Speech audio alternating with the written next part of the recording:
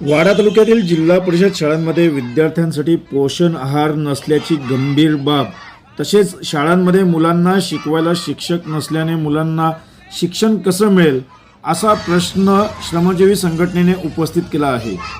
गौरापूर, सांगे, पाली, पालसई, बोरांडा, वाडा या गावांमधील जिल्हा परिषद शाळेतील विद्यार्थ्यांचा ताटली मोर्चा काढण्यात आला होता। गौरापूर, सांगे, पाली, पालसई, बोरांडा या गावांमधील जिल्हा परिषद शाळेतील विद्यार्थ्यांचा हा ताटली मोर्चा काढण्यात आला होता। म्हणतात देणार नाही, श्रमजीवी संघटना जिंदाबाद, श्रमजीवी संघटना जिंदाबाद।